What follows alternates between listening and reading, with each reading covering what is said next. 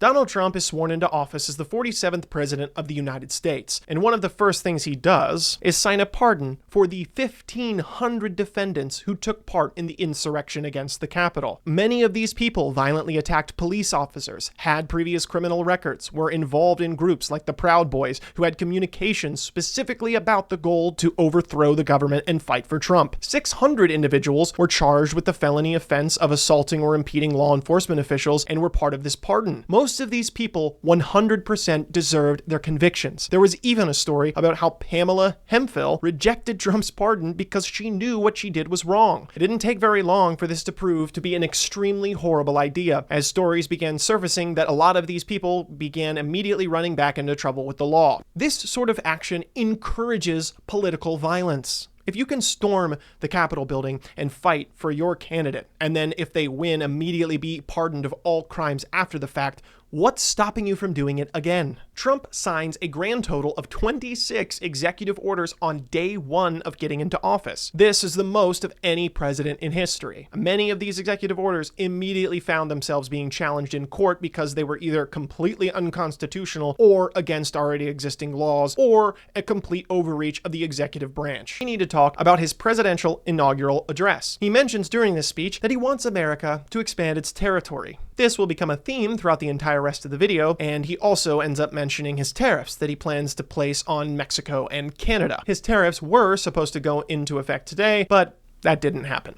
Elon Musk does a motherfucking Nazi salute on stage twice. People try to argue that this isn't what he's doing or that somehow it's out of context. Like, no, look at this. Look at this. He hits that shit hard. You cannot tell me that isn't a fucking Nazi salute. You can't say that he was saying his heart goes out to you, because there are other clips of him saying that exact same thing and doing a different hand gesture, so that's not normally what he even fucking does. That motherfucker was hitting the Hail Hitler, okay? Especially with the new Kanye album that came out that was fucking nuts. Okay? Can we not see that this is getting dangerous? That it's getting really popular and okay to do shit like this? I thought that Americans thought it was cool to kick the shit out of Nazis. I thought that was a cool thing. Did anyone watch Inglourious Basterds when they were kids? Well, not when they're kids, but you know what I mean. In another shocking move, Donald Trump pardons Ross Ulbricht, who founded the dark web marketing site, the Silk Road. There was an entire film made about this guy in 2021 that went by the same name.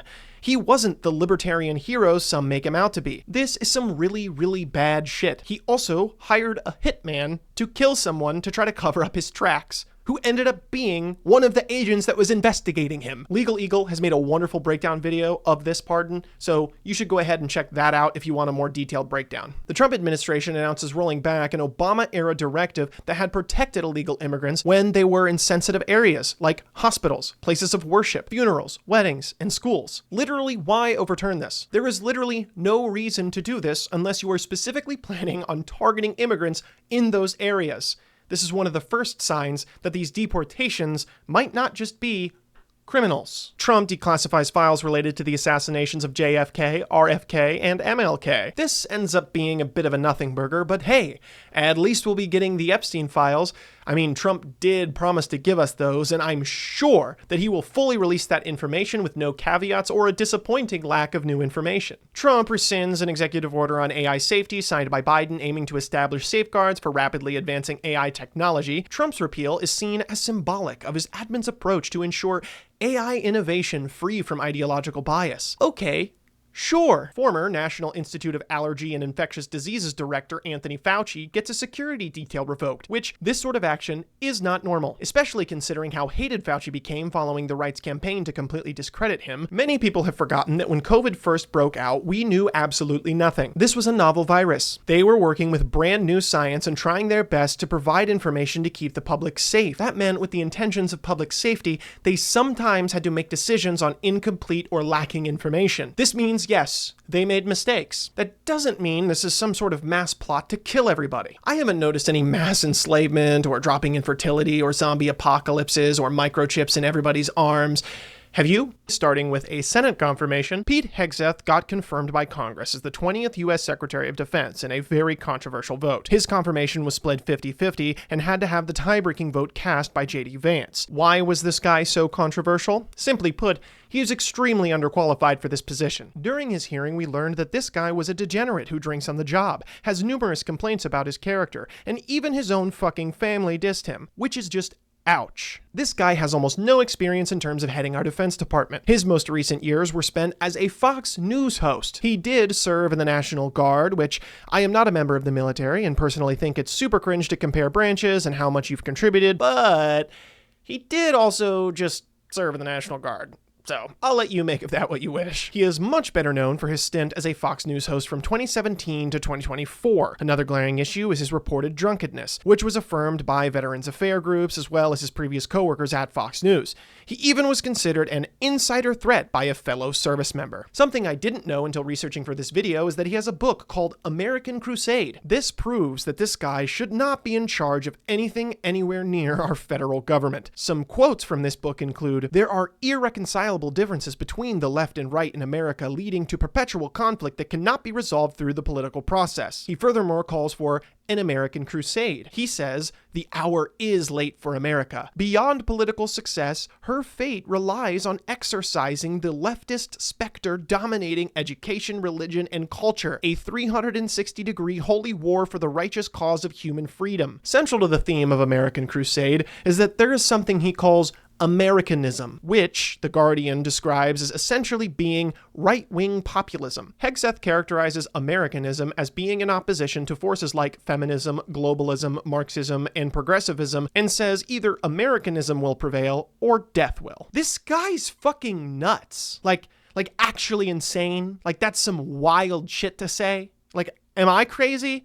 That guy's in head of our Defense Department. This is just the tip of the iceberg with this guy, so if you want to do your own research, feel free, and also all of this will be in the documents in the description. During a press conference, Trump states that he would love to see Canada become the 51st state. I know for a fact this isn't the first time he mentions this, however, I had some trouble digging up the actual first time he mentions this or the post that he made about it, so I could never find the primary source for this. There are many references to Truth Social posts he made about this as well, from the 21st and the 22nd. I found one article dated January 20th with a mention of him saying this, but couldn't find the source, so that's why I've decided I'm just going to mention this first one on the 24th. Either way, he has repeatedly and continually talked about this. He only ever doubles down or reiterates that he does think Canada should become the 51st state, constantly makes public posts about it, talks to Trudeau about it. In their conversations has mentioned that he wants Canada to become the 51st state. He even made dangerous comments about not knowing who drew the border, which is a common tactic that Russia uses when they try to annex sovereign nations. Like, why the fuck is this even a thing? You can't say this is just a joke. He is making these threats. He is doubling down on them. He is talking to other countries' leaders about them. He's talking about actually going into trade wars with other countries with the goal of making them our territory. This isn't a joke. He's following through. He's actually doing stuff to make this happen. And this isn't like Timbuktu, okay?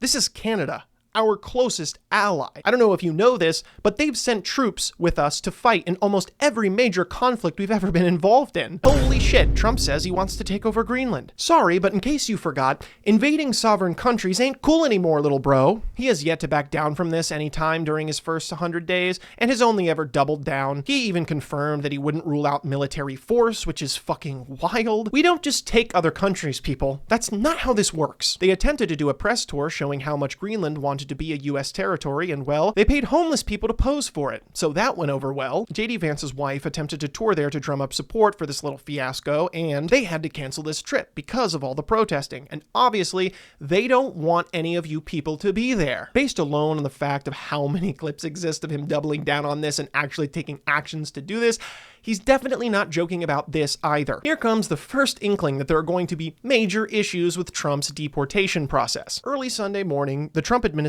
tried to send some migrants to Colombia via a military plane. However, the condition of this transport was lackluster, to say the least. They were in chains and handcuffed, and there was no air conditioning, and no one explained to them what was going on. Sending deportees to Colombia was nothing new. However, the deplorable conditions that they were sent there in definitely were. Colombia refused to accept them under such conditions and wanted their citizens to be shown respect. In response to this, Trump instantly went crybaby bitch mode, ordering steep tariffs on all Colombian imports, a travel ban for Colombian citizens, the revoking of visas for Colombian officials in the US, and suspending visa processing for both immigrant and non-immigrant visas. The visa restrictions were particularly extraordinary because normally those kind of things are reserved for people who violate human rights. In response, the Colombian president, Gustavo Petro, threatened retaliatory tariffs on the US. The White House had announced by Sunday evening that they had come to an agreement trying to pawn this off of some sort of major victory. The story was that Trump's deal-making and tariffs are what saved the day, when in actuality, he just agreed to send the prisoners in the conditions that the president asked for initially. All of those theatrics and entering a trade war for a minor disagreement that was solved within a day. Not looking great for his negotiating skills. Here comes the first story I remember that really broke into the mainstream media beyond the normal circle of political punditry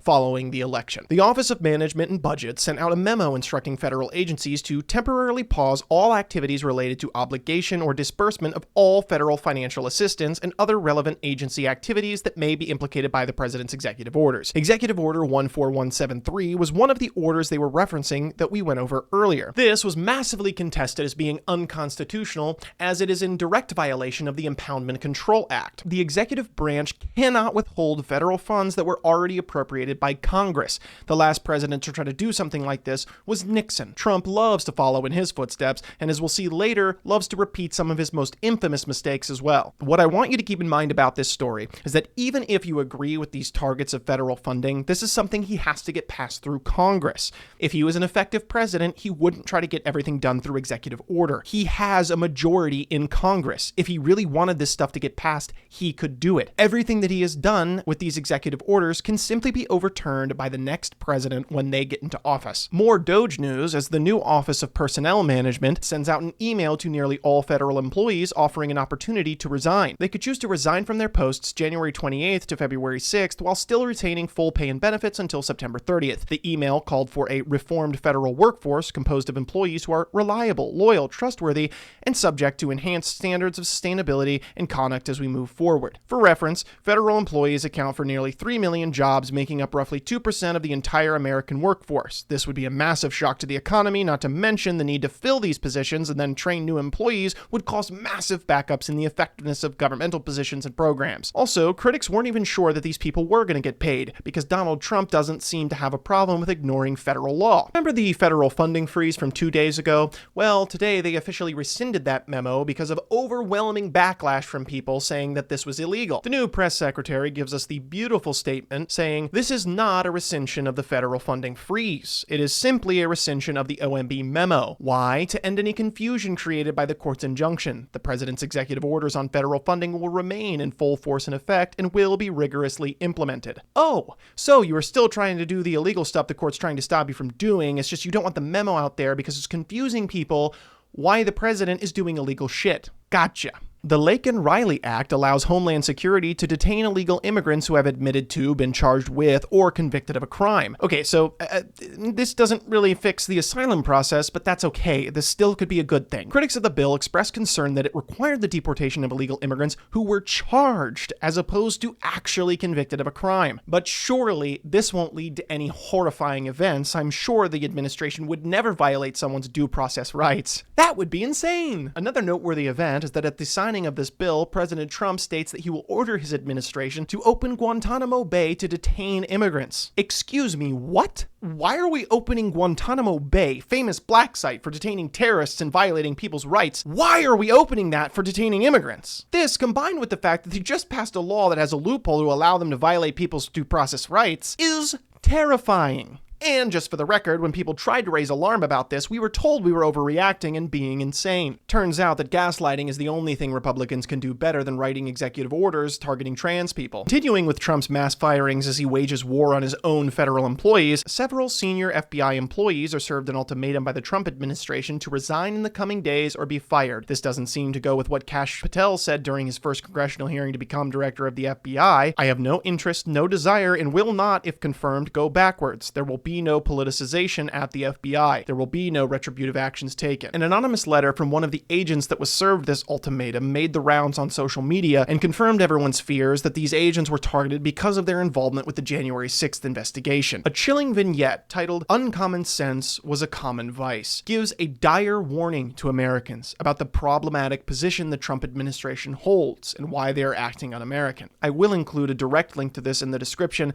as I think it is really worth your time to read this whole thing. White House Press Secretary Caroline Leavitt reaffirms that the administration will be placing tariffs of 25% on imports from Canada, Mexico, and 10% on imports from China starting February 1st with no stated exemptions. Now would be a great time to go over how tariffs work, because this seems like the only economic policy this administration knows how to use to affect the economy. Tariffs are taxes on American companies. When they ship something into the country, when it gets to the port, the company who ordered it from that country has to pay at the port the tariff for ordering it from that country. There can be good reasons to place tariffs, one being to protect domestic industries that need help being competitive with foreign industries, which is the main reason the Trump administration seems to give for why they like tariffs so much. However, this only works when applied to specific sectors of the economy, and paired with a long-term plan with the tariffs remaining in place to help these companies get off the ground and know what their prices are going to be. Stability is extremely important, because tariffs are a calculated risk for your economy.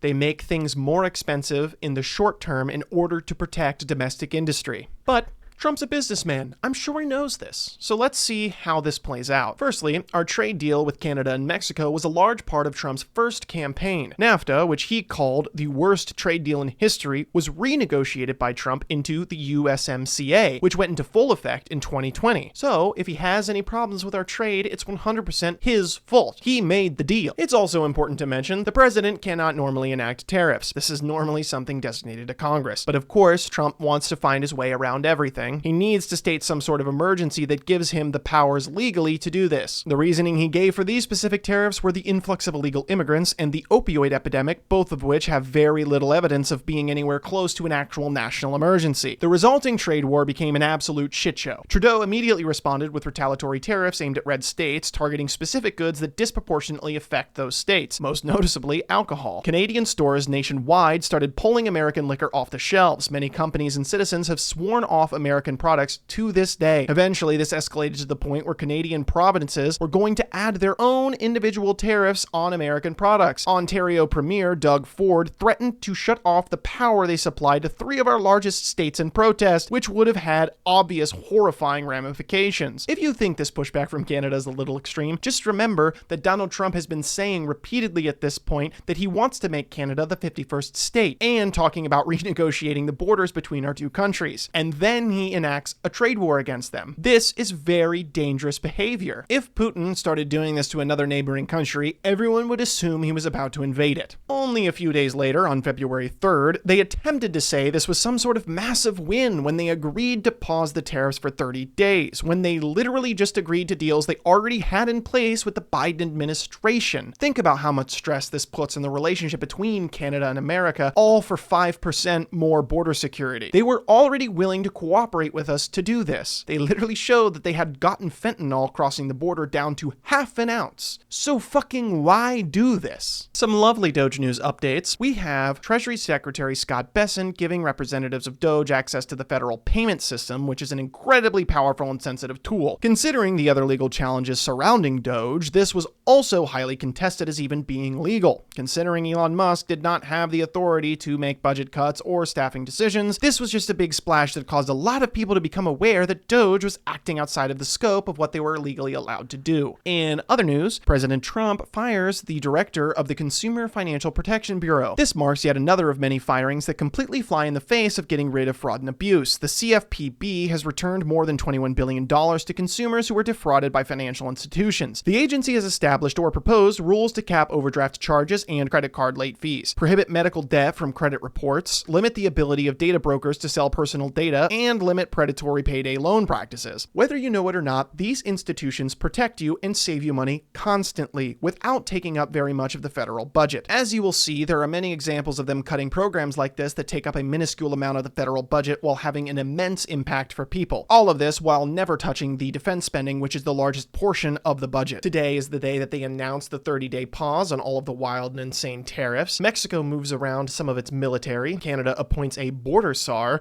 because Trump loves that word, and Trump pawns it off as a unanimous success. VPJD goes to East Palestine, Ohio on the 2-year anniversary of the train derailment. Trump honors the Stanley Cup champions Florida Panthers in a ceremony at the White House. He declassifies some airstrike footage. The Senate confirms Chris Wright as the U.S. Secretary of Energy. And finally, Secretary Marco Rubio meets with the Salvadorian President Nayib Bukele during his trip to El Salvador, where Bukele offers to house dangerous American criminals and deportees of any nationality in his country's jails, notably CCOT. Rubio calls the offer an extraordinary act of friendship. I'm sure this won't become important later and be the source of an extremely dark mark on American history, but hey, what do I know? The trade war between China and the US escalates today as there was an additional 10% tariff placed on the existing tariffs we had on China. This resulted in them announcing a retaliatory 15% tariff on coal and liquefied natural gas products, as well as a 10% tariff on crude oil, agricultural machinery, and large engine cars imported from the US effective February 10th. The Senate confirms 2 more cabinet picks, one of which is Doug Collins, who for the sake of this video is not very important, and the other being vitally important to many of Trump's upcoming horrifying actions,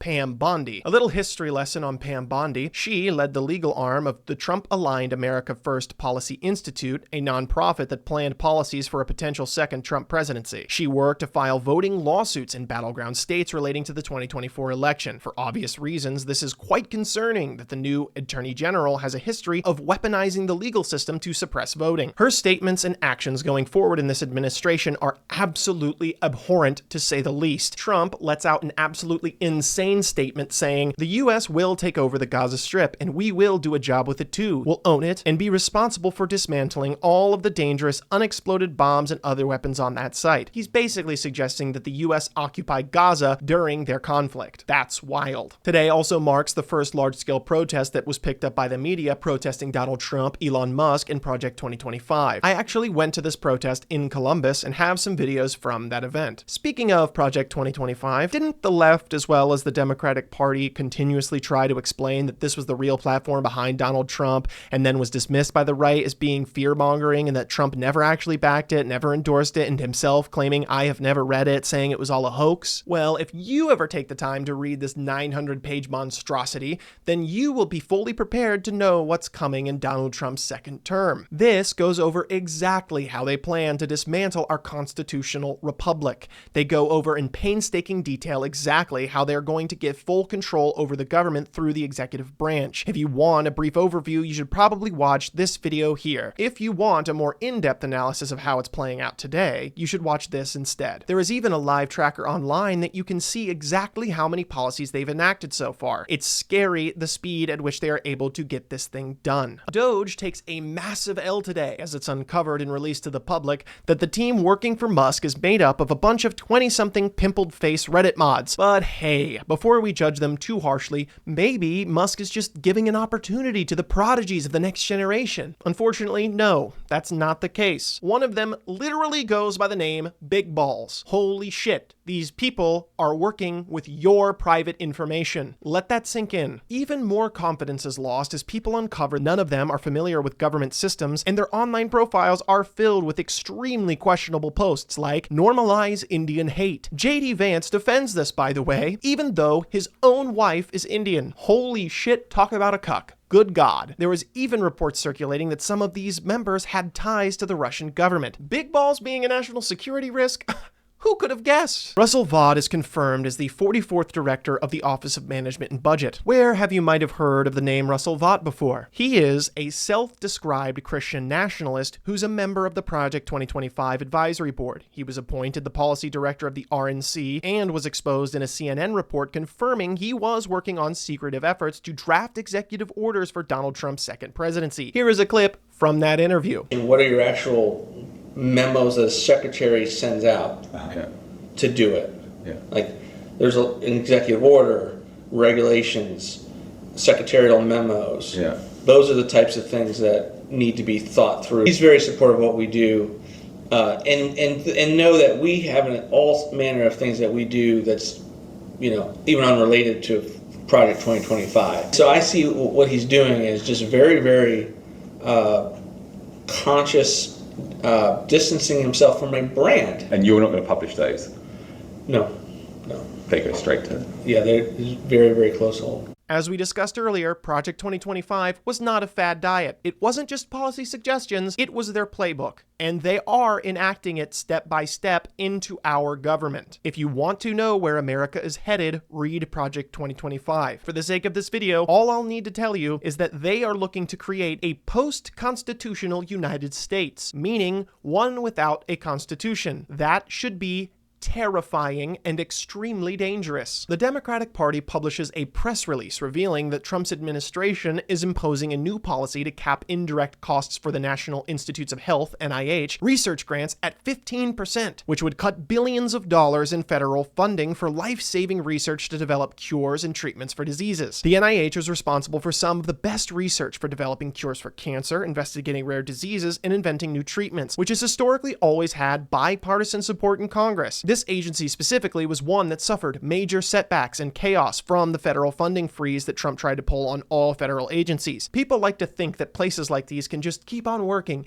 and know that they aren't part of these federal funding freezes and shouldn't be worried. Newsflash, the federal government runs on making sure that they are operating within the bounds of federal law. Federal regulations and mandates are what keep us safe. It guarantees that our milk is safe to drink, that our food is safe to eat. So when new vague shit drops overnight, those agencies have to scramble to make sure they are still up to date, so that A, they aren't doing anything illegal, and B, they aren't doing anything that inadvertently causes more harm than the good they do. I hope you buckled your seatbelts for this one, because if this was the only story to come out of this entire first 100 days, it would have been enough to get Trump impeached on its own. If you were at all familiar with Watergate, this may give you some deja vu. In an internal memo, Acting Deputy Attorney General Emil Bove, on behalf of the real Attorney General Pam Bondi, orders the U.S. Attorney for the Southern District of New York, Danielle Sassoon, to dismiss the pending criminal charges against New York City Mayor Eric Adams for bribery, solicitation, conspiracy, and wire fraud, on the condition that Adams agree in writing to dismissal without prejudice. Why is this so bad? This could be its very own video, and if you want more details about it, I again direct you towards Legal Eagle, who has a wonderful video breakdown of this exact case. If you want more information about the Eric Adams case in general, I direct you towards this video here. Long story short, New York City's Mayor Eric Adams was caught red-handed in some seriously fucked shit. He then spoke with Emil Bove, who made a deal saying if his state complied with Trump's federal immigration agenda, then they would drop the case that he was being prosecuted for. And that's exactly what happened. When they tried to get a federal judge to sign this dismissal, at least 7 prosecutors decided to resign rather than sign the order to dismiss the charges because they were purely corrupt in basis. This is the exact kind of corruption that caused Nixon to resign from office rather than face the charges. But Trump will never have to face trial for this because the Republicans in office are going to turn a blind eye and do nothing. The smoking gun here is the dismissal without prejudice. What this means is that they can pick up the case again later if they choose to, which is what holds Eric Adams to his end of the deal. In the actual filing, the DOJ gives no reason why this case should be dismissed without prejudice. This case alone could have put Trump's second presidency as one of the arguably most corrupt in history. And this is just another passing story in a laundry list of a 4-hour-long video. And we're just going over the first 100 days. This is by design. They want you overflooded with so many stories that people like me seem like we're just conspiracy nuts drawing strings on a board instead of actually showing you what's going on. And this isn't a conspiracy theory, this is Steve Bannon's flooding the zone. They want the media jumping from story to story to make it seem like nothing they're covering is actually that big of a deal because they move on so quickly. But the truth is, almost every one of these stories is unprecedented. We have another Senate confirmation. Today, Tulsi Gabbard is sworn in as the 8th Director of National Intelligence. But what exactly do we know about her? Well, she originally was part of the Democratic Party, yet there were concerns that she was being influenced by Russian assets. U.S. media analysis has shown that sites tied to Russia celebrated her campaign launch and defended her when she was involved in controversy. The U.S. intelligence community has concluded that Russia interfered with the 2016 election in order to help boost the Republican Party's, i.e. Trump's, chances of winning the presidency. Another red flag here is that she completely flipped in 2022, claiming that the left had gone too woke and were anti-white and dragging us closer to nuclear war, just like a lot of the other previously especially left-leaning content creators online, who very precariously have been uncovered as being paid by Russia to spread propaganda. But I'm sure she will not be involved in a very serious threat to national security that just gets swept under the rug after a few days. Following in Danielle Sassoon's footsteps, Hagen Scotton, who is another U.S. attorney for the same district, also resigns instead of authorizing the order to dismiss the Eric Adams case. The Senate does confirm 2 more picks for Trump's cabinet today: Brooke Rollins as the 33rd U.S. Secretary of Agriculture and Robert F. Kennedy Jr. as the 26th U.S. Secretary of Health and Human Services. You literally could not pick a worse candidate for this role. RFK Jr. is absolutely nuts. First, let's all remember that he did run as an independent candidate for president during the 2024 election, and then offered to drop out and endorse whoever offered him the best position in their administration. And Trump ended up taking this offer because they have absolutely no shame. What qualifications does he have to even talk about health? Well, to this day, he pushes the horrible misinformation that vaccines cause autism, claimed Bill Gates and Dr. Anthony Fauci exaggerated the pandemic to promote vaccines, which, by the way, we're all still alive. It seems like all of this was just bullshit, and it makes my blood completely boil that no one has to confront the fact that people actually believed this was going to happen, nothing happened, and yet we all still have to pretend like the people who think COVID was a hoax and fake and not real are at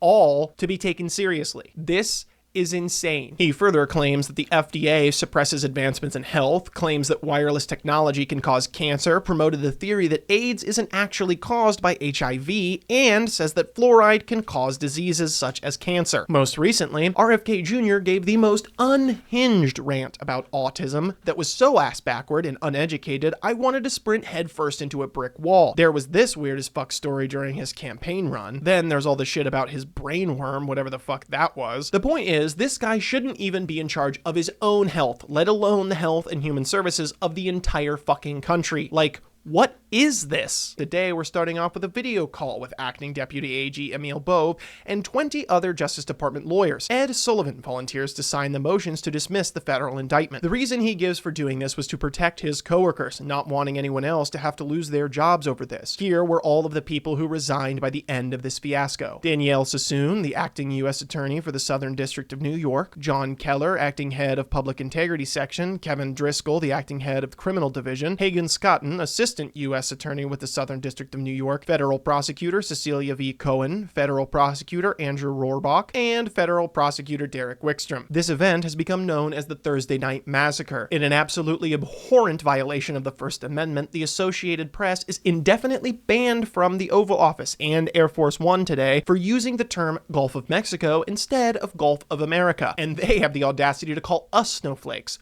Holy shit. It's almost like Donald Trump could actually sense the left picking up on his authoritarian tendencies because he really wanted to make sure we understood what he believes when he tweets out some of the most dictator shit you could ever come up with. What you are looking at right now is a Napoleon quote. I understand not caring about this without any context as to what's going on, but I think you've seen enough now to agree that this is very alarming. With what's going on behind the scenes, with all of the judges trying to stop his unconstitutional and illegal orders, saying shit like this while you're the president should be disqualified.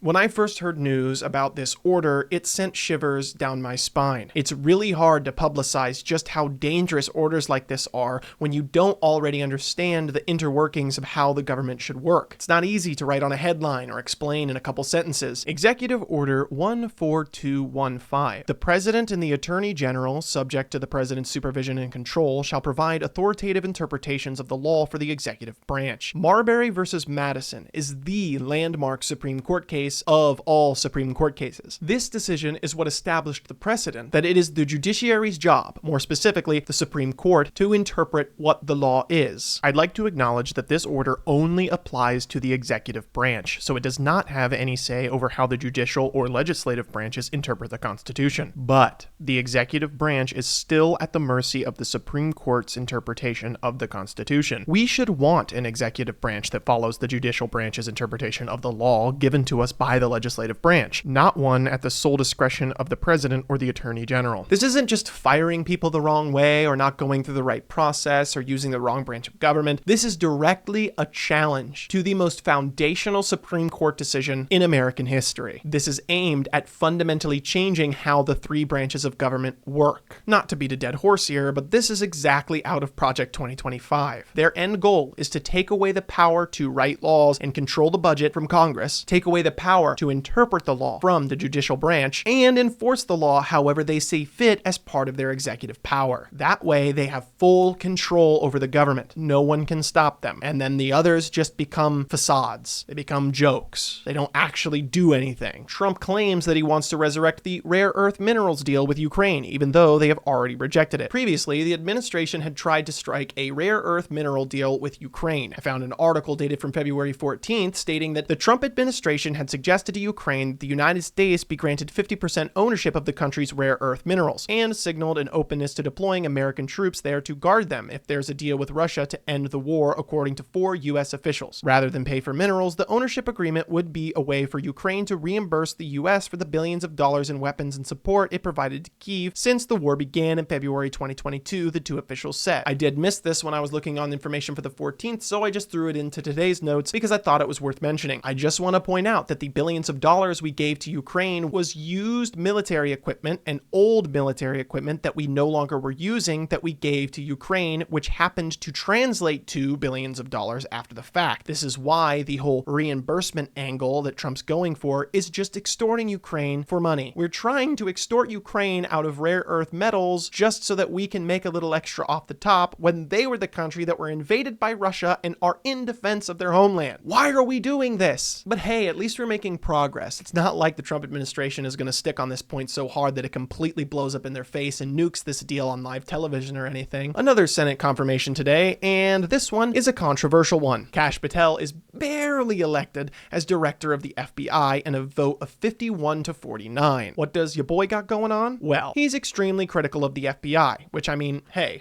what's the problem with that? Everyone's allowed their own opinion, right? The problem is he wants to completely dismantle it. The real reason he's so critical is that he has had his communications pulled by intelligence agencies many times in relation to a variety of cases. His communications were subpoenaed in relation to the investigation into Donald Trump's connections to Russia in 2016, which, as much as the right-wing media insisted it was a hoax, did show evidence that Russia interfered with the 2016 election with the intention of getting Trump in office and causing Hillary to lose. He himself sued the FBI director Christopher Wray for this, as well as other officials for the Justice Department, arguing it was retaliation for his connection to Donald Trump. These cases went nowhere. In 2018, Kash Patel was mentioned specifically by Q, which, until researching for this video, I had no idea that QAnon actually had a "the guy." Like I said, I'm not one who typically gives conspiracy theories any entertainment, as 99.97% of the time they're complete bullshit and not right, but Q does say that Kash Patel is the name to remember, whatever the fuck that means. He has repeated and promoted so many conspiracy theories that if you're thinking of one, he's probably said it. He also had his communications requested by the in-house select committee on January 6th, relating to the Insurrection Act. They did also request him to give testimony. American Oversight, an independent watchdog group, also requested his communications. He has maintained the election fraud claims of 2020 and spread countless lies and misinformation about them. In April of 2022, Patel was listed as the director of Trump Media and Technology Group, where he later described promoting QAnon-adjacent accounts on Truth Social as an intentional business decision. In October of 2022, Kash Patel appeared twice before a grand jury as part of an FBI investigation into Trump's handling of the government documents. In his first appearance, he repeatedly pleaded the Fifth Amendment. In March of 2023, a report detailed Kash Patel's financial support for promoting misinformation about the January 6th Capitol attack, and in the same month, he co-produced Justice for All, a charity record by Trump, and a choir of men incarcerated in connection with the attack. In January of 2025, nearly 24 Republican government officials sent letters to senators urging them to reject Kash Patel's nomination. So yeah,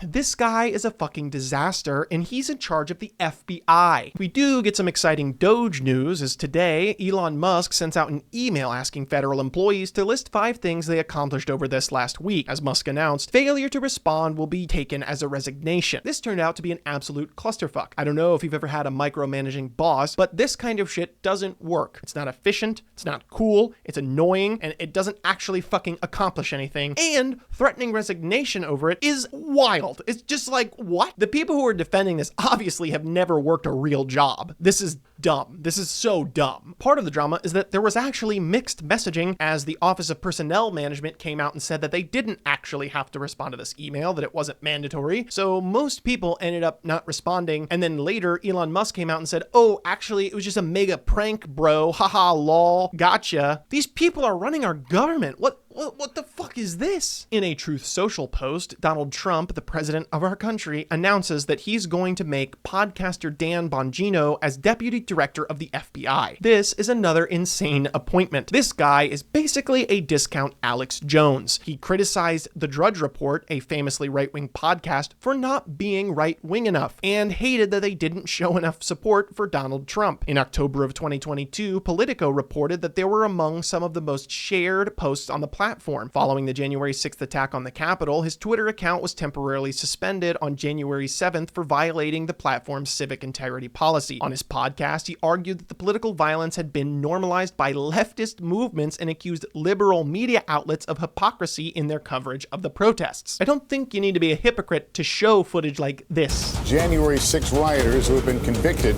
for participating in the attack on the Capitol 4 years ago.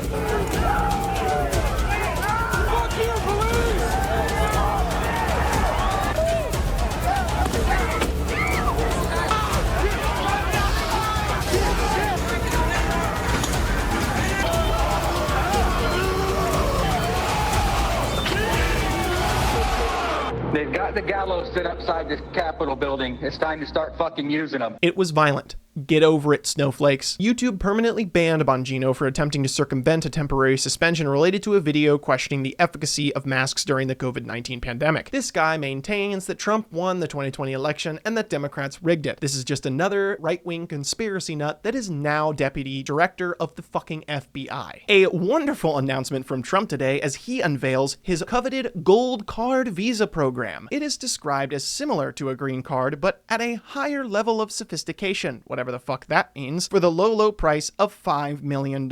What is this? Paying your way into citizenship into America? Like, I get it kind of already exists, but like, just, signed off by the president of the United States. But the main criticism I have of this is, how does he think this is going to make any money? We're gonna pay down a lot of debt with that. And I don't know, maybe it will sell like crazy. I happen to think it's going to sell like crazy. It's a bargain. And if we sell, just remember, 200,000 of these gold green cards is $1 trillion to pay down our debt. And that's why the president is doing it, because we are going to balance this budget and we are going to pay off the debt under President Trump. He sounds like a kid running his first lemonade stand who thinks, wait, why sell 50 lemonades for 25 cents when I can just sell one lemonade for $12.50? Oh, how come no one's thought of this before? I'm gonna make so much money! Donald Trump decides it's a good idea to post an AI-generated video on Truth Social showing a future for Gaza under US occupation called Trump Gaza. Okay, so can we all agree that this is fucking wild? That, like, the White House official account posting this is kind of just, like, insane, like, crazy. This is the kind of thing you stumble across on 4chan that makes you go, oh, so that's why 4chan has this reputation. And the president of the United States is posting it. I hope that whatever your position is on the Israel-Palestine conflict, that you can agree the president of the United States should not be posting videos like this on his social media account. Just as a quick litmus test to show you how far we've fallen in terms of acceptable public behavior from the president, the biggest public perception scandal that Obama was involved in was wearing a tan suit. That was his big thing. And just for the record, he looked good as fuck in that suit, and you can't change my mind. Getting back into what Donald Trump was actually elected to do, Trump holds his first cabinet meeting in the White House today, and this normally wouldn't be that exciting, except for the fact that Elon Musk, the unelected richest person on the planet and government contractor, spoke first. First off, why is this clown even here? He's not in Donald Trump's cabinet. Do you know why Trump won't actually give him a cabinet position or a place in his administration? Because that would open him up to actually being investigated and having to divest his funds from his companies so that he doesn't have a conflict of interest. Not that the Republican majority in Congress would ever even investigate him for it anyway. Trump signaled during the meeting that the United States would not be providing much in terms of security guarantees for Ukraine, a key factor for Ukrainian President Volodymyr Zelensky in any agreement to bring the conflict to a close. Trump later said that Ukraine will be automatically secure because the US will be investing into the nation, suggesting that would be a barrier to Russia. Keep this in mind as it shows that President Trump already knows that Zelensky will not sign a peace agreement unless it has a security guarantee from the United States. As he should, because what's stopping Putin from reinvading years later if there's no guarantee for protection from the United States? We won't let them join NATO, so for them, there is no other deterrent. In a stunning turn of events, Donald Trump actually actually does release the Epstein files after constantly teasing them and then losing them? Or what happened? Wait a minute. These files are practically exactly the same ones that Biden released.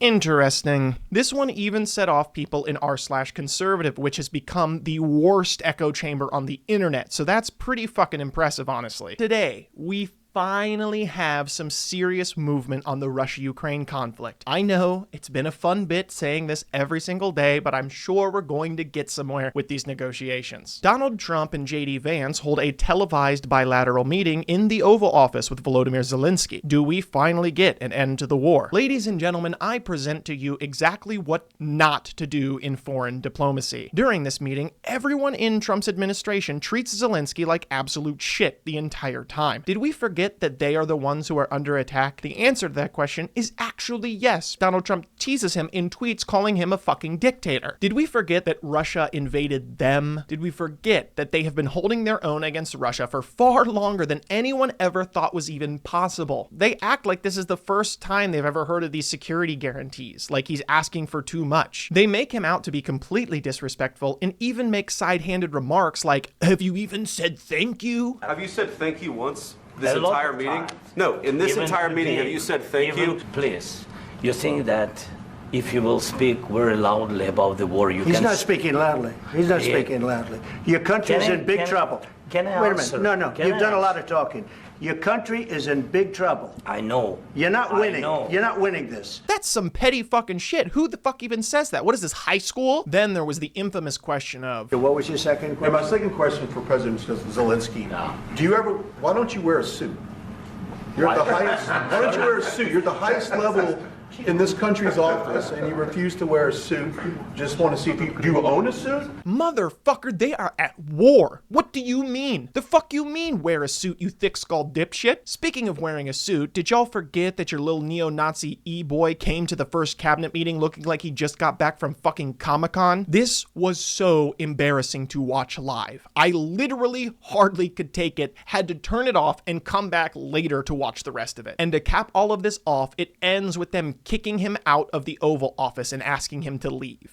They are the victims. They are the victims here. We are supposed to be helping them. Why? What the fuck happened to our country? Donald Trump announces that he's going to start a U.S. crypto strategic reserve, which will include Ripple, Solana, and Cardano. Then, 2 hours later, he added Bitcoin and Ethereum, probably because people started freaking out when he announced this, thinking, why aren't the two most popular cryptocurrencies included in this strategic reserve? Why are there 3 random ones we've never heard of? What the fuck? I'm gonna keep it real with you. I don't know shit about cryptocurrencies, and I do not want to spend the time it would take to actually fully understand them well enough to explain it in this video, so I'm just gonna go pawn you off to other people and to research it on your own. You're gonna have to consult your local crypto bro in order to get a good answer on this, but I will point you in the direction of Atrioc because he uploaded a video about this, and I'm pretty sure that his tone was pretty negative. Headlines were pretty much conquered by one story, which was President Trump's first presidential address to Congress. I think this perfectly mirrored the way the country is feeling at this point about his presidency. The Republicans stood and cheered for every single turd that rolled out of Trump's pursed lips, while the Democrats stayed motionless and silent. They did not clap or cheer for a single event because the entire country isn't whole. Trump does not speak for all of the American people. I did make an entire video discussing my thoughts on this if you want a more in-depth analysis of this event, but the entire event really just felt surreal to watch. Because as Trump sits there trying to make it as some big victory for the country that he's president again, the truth is, the strength of our country has never been weaker. He's just tearing down our country. After meeting with 8 individuals who had been held hostage by Hamas, President Trump issues his last warning to Hamas to release all the remaining held in Gaza. Guys, don't worry. Trump is really good at negotiating in terms of foreign conflict. I'm sure this will be resolved soon. Just right after Ukraine, but after that for sure. Speaking of foreign policy, Donald Trump announces today that he will be suspending all intelligence communications with Ukraine. Remember, all of this is over the spat they had on the 28th, continuing to state that he just wants the war to end and isn't on anyone's side. It's interesting that he just happens to keep fucking over Ukraine during all of this negotiating and not at all inconveniencing Russia. It's just weird. If you want more information about foreign affairs, I suggest you try out Ryan Macbeth. He is an intel analyst who travels all over the place and very frequently posts about conflicts and foreign policy. I can't say whether his takes are good or bad. I haven't watched him enough to know, but I do know that he is very well sourced and well researched and typically tries to stay to the facts. But don't crucify me if you find out he has some really bad take. Another impressively disastrous executive order, Executive Order 14230, addressing risks from Perkins Coie LLP. This is a major red flag of what Trump's true intentions are. Not only is this exactly the weaponization of government that the right is constantly trying to accuse the left of doing,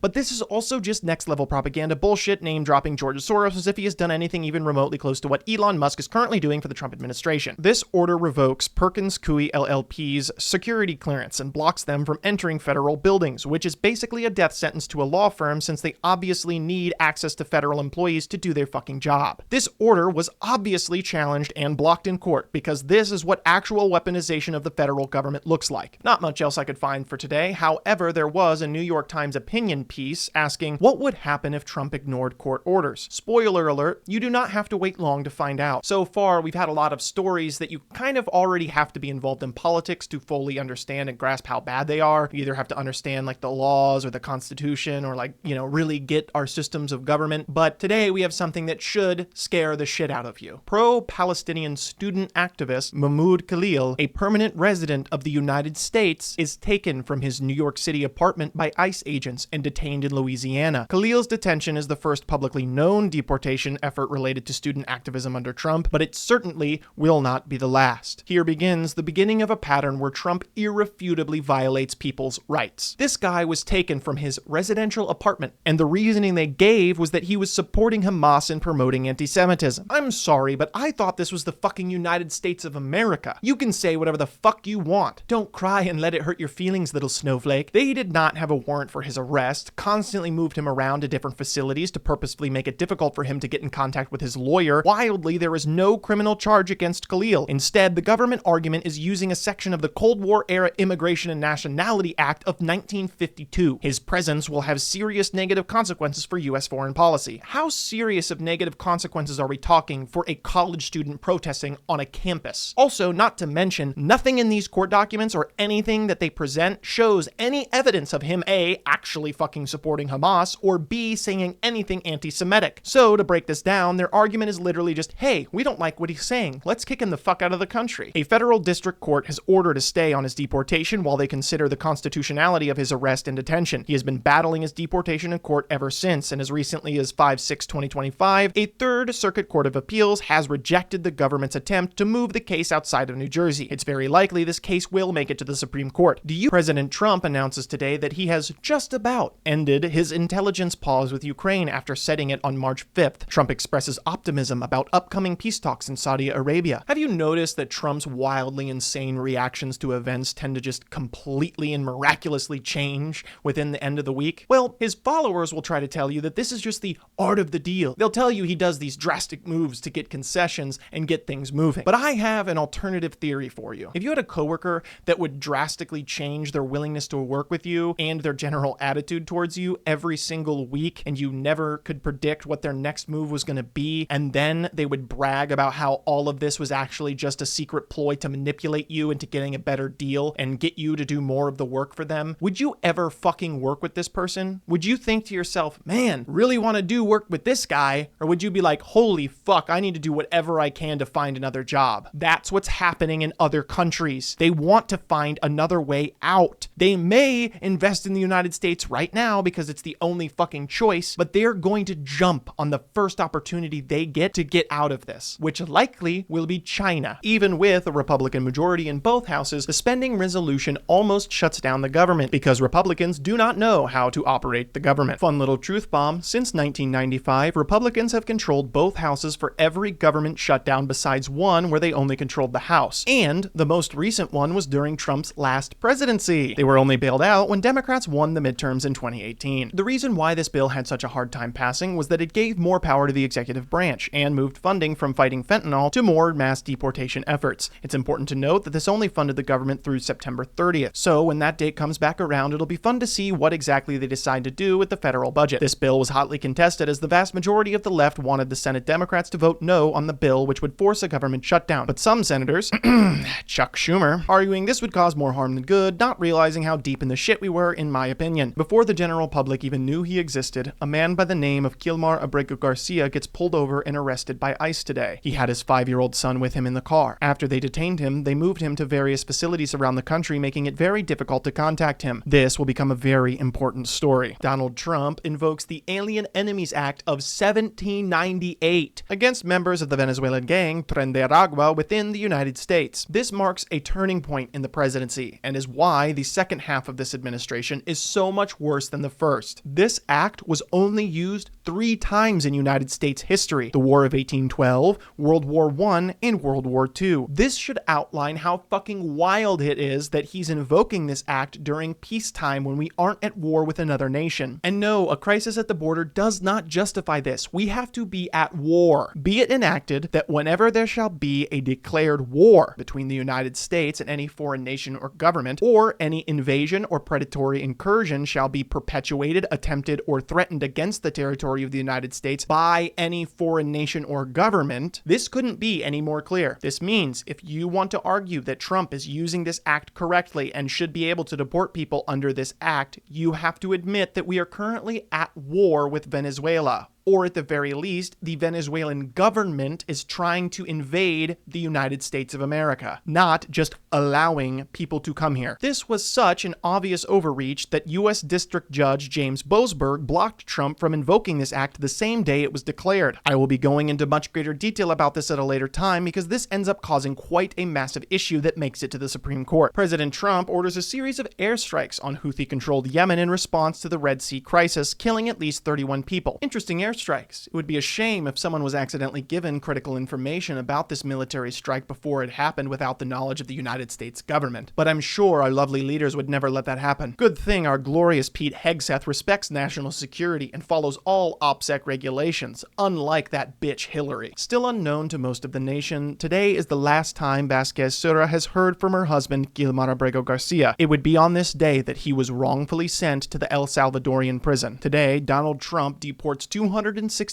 alleged members of Tren de Aragua and MS-13 to El Salvador's prison, that, by the way, Trump is paying the dictator of El Salvador to use, in spite of the court order from Judge Boasberg blocking them from doing so. The White House official statement on this matter is that the deportees had already left United States soil by the time the court order was signed. This was a blatant lie. If you want the detailed analysis for this case, I again turn you towards Legal Eagle that has a wonderful breakdown of this case. They go into much more detail. The brief overview is that the administration knew this order would stop them from deporting the citizens, so they ignored it and told the planes to take off anyway. The courts caught wind of this and specifically called the administration to inform them that this was illegal and that if the planes were already in the air, they needed to turn them around. They claimed the planes didn't have enough fuel to turn around, so then the court told them they could land, refuel, and come back. They did no such thing. What makes this worse is that some of the people they were sending to El Salvador were Venezuelan citizens, meaning it is likely that some of them have literally never set foot in that country before. There is no legal precedent for sending the citizens of one country to another country's prison. Also, MS-13 is not Tren de Aragua, nor is it located in Venezuela, so there is no reason this should be covered under the Enemy Aliens Act. This case quickly became national news and sent shockwaves across the legal community. During this case, Trump was publicly calling for Boasberg to be impeached. This, of course, is extremely dangerous, as this is how the courts should be acting to these heinous illegal actions. It's clear that Trump doesn't care about the Constitution. This was so egregious, it even prompted a statement from the Chief Justice himself, John Roberts. For more than 2 centuries, it has been established that impeachment is not an appropriate response to disagreement concerning a judicial decision. The normal appellate review process exists for that purpose. Justices never make public statements like this. It is highly irregular, which highlights just how unprecedented these actions are. The case eventually made it to the Supreme Court, where disastrously the conservative judges voted 5-4 to overturn Boasberg's ruling. However, this was not the win the Trump administration tries to push, because while the decision was ruled 5-4 in their favor, the opinion stressed that all 9 judges agreed that the Trump administration was violating the due process rights of these individuals. They only had issue with the way the case was filed. They ruled the cases needed to be brought up individually through habeas corpus, not as a class action. Which, by the way, that is a really fucking stupid decision for them to make, which is why the decision is only 5-4 and not more unanimous. The dissenting judges argue specifically that doing this delineation between habeas corpus and class action is really fucking stupid, especially given the nature of the case, but I don't have time to get into all that.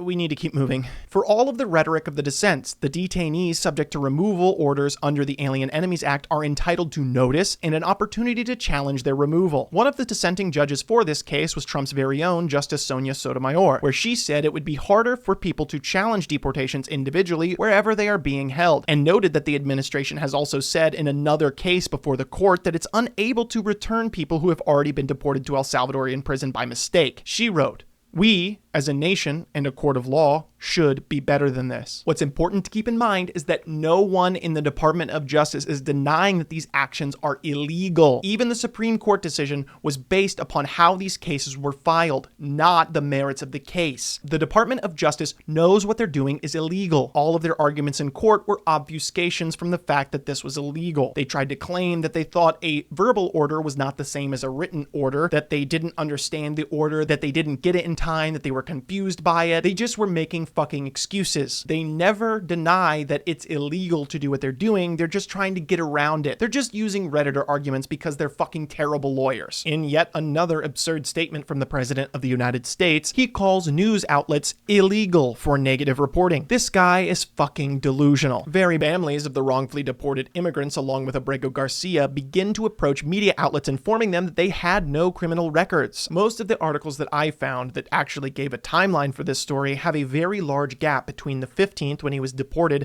and the 31st or April 1st when the quote administrative error comment was made. I will be diving into this in full detail on the 31st simply because the same day that his actual court case was filed, March 24th, 2025, is when the massive Signalgate controversy broke, completely eclipsing the story in the news. News breaks of a French scientist being denied entry to the US after phone messages critical of Trump were discovered on his device. It turns out Donald Trump is wielding his newfound executive power exactly like a paranoid dictator thinking that everyone is out to get him. Executive Order 14242, improving education outcomes by empowering parents, states, and communities. This order directs Education Secretary Linda McMahon to begin dismantling the United States Department of Education. This is obviously a massive problem, as the Department of Education can only be closed via an act of Congress, which, by the way, this administration is disastrously bad at. Doing everything by executive order is a bad sign. It means you're bad at governing. It means you cannot find common ground with the people who are supposed to be representing the will of the people. The Trump administration sends a letter to Columbia University requesting that they overhaul their rules for student protesting. This was all under the guise of combating anti-Semitism. But I ask you, given everything that we know so far, what do you think the real reason for him doing this is? This is the first attack lobbied against universities specifically, but it will not be the last. In other news, coverage of Republican town halls being filled with angry constituents over Doge's disastrous debut begins to make mainstream media. There were a lot of people covering this online, and if you would like more information, you should go ahead and check out Lee Jim Miller's video on this topic. People were so fired up about this that Republican lawmakers began to just not have town halls anymore because of how much backlash they were receiving. Maybe you shouldn't do really unpopular We get to kick off week 10 with a massive scandal that realistically only got 5 days of media coverage